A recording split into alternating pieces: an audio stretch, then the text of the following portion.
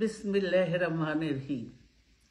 প্রিয় সহকর্মীবৃন্দ, আসসালামু আলাইকুম। আজ দীর্ঘ 6 বৎসর পর আপনারা আবার একসাথে ফ্যাসিস্ট মুক্ত বাংলাদেশে একত্রিত হতে পেরেছেন। সেজন্য আল্লাহর কাছে হাজার শুকরিয়া আদায় করছি। দীর্ঘ ফ্যাসিবাদী বিরোধী সংগ্রামে যারা শহীদ হয়েছেন এবং সম্প্রতি জুলাই আগস্টের ফ্যাসিবাদী শাসকদের নির্মম ভয়াবহ দমন নীতির কারণে গণহত্যায় যারা শহীদ হয়েছেন তাদের প্রতি আমি শ্রদ্ধা জানাচ্ছি। যারা আহত হয়েছেন তাদের প্রতি জানাচ্ছি আন্তরিক সমবেদনা। আমি চিকিৎসার কারণে যুক্তরাজ্যে অবস্থান করলেও আমি সব সময় আপনাদের পাশেই আছি।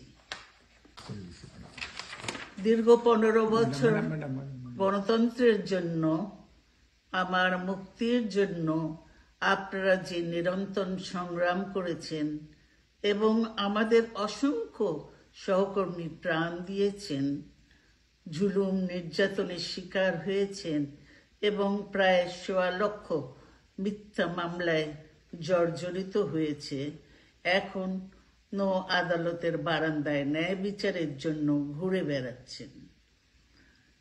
আপনাদের এ ত্যাগ শুধু দল নয়, জাতি চিরকাল স্মরণ রাখবে।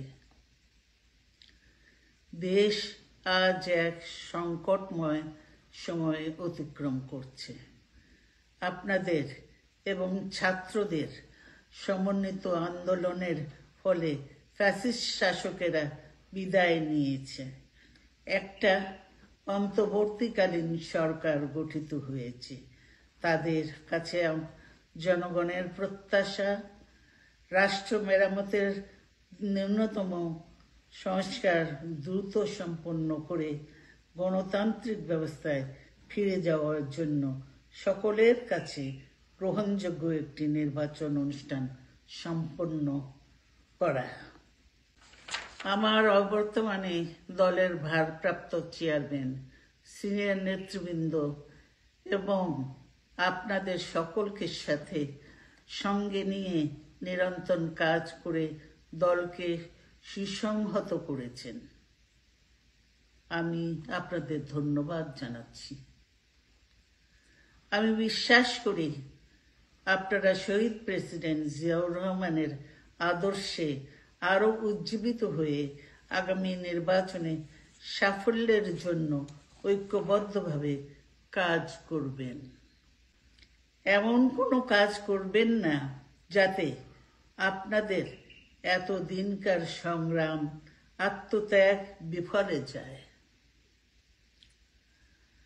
আমাদের সব সময় শহীদ প্রেসিডেন্ট জিয়াউর রহমানের সেই উক্তি মনে রাখা দরকার, ব্যক্তির চেয়ে দল বড়, দলের চেয়ে দেশ।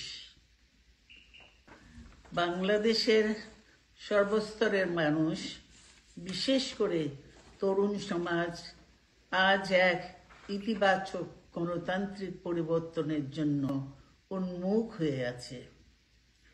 ক্ষুদ্র ক্ষুদ্র সংকীর্ণতা ভুলে দেশ ও জাতির বৃহত্তর স্বার্থে আমাদের কাজ করতে হবে। এখনো ফ্যাসিস্টদের দোসররা এবং বাংলাদেশের শত্রুরা গণ অভ্যুত্থানের মাধ্যমে প্রাপ্ত অর্জনকে নস্যাৎ করার জন্য গভীর চক্রান্তে লিপ্ত রয়েছে। ইস্পাত কঠিন ঐক্যের মাধ্যমে জনগণকে সঙ্গে নিয়ে এবং চক্রান্তকে ব্যর্থ করে দিতে হবে। গণতান্ত্রিক বাংলাদেশ বিনির্মাণের জন্য আমাদের সকলকে একযোগে কাজ করতে হবে।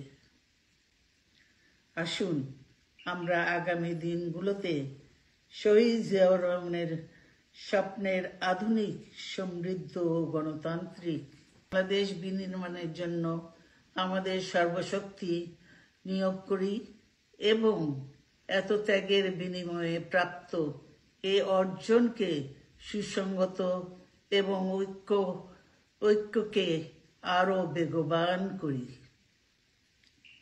আমি যুক্তরাজ্য থেকে অসুস্থ অবস্থায় আপনাদের আহ্বান জানাতে চাই, আসুন জনগণকে সম্পৃক্ত করে বাংলাদেশ জাতীয়তাবাদী দলকে পূর্বের ন্যায় আন্দোলন, সংগ্রাম ও রাষ্ট্র পরিচালনায় নেতৃত্ব প্রদানে আরো ঐক্যবদ্ধ এবং সুসংগতভাবে গড়ে তুলি।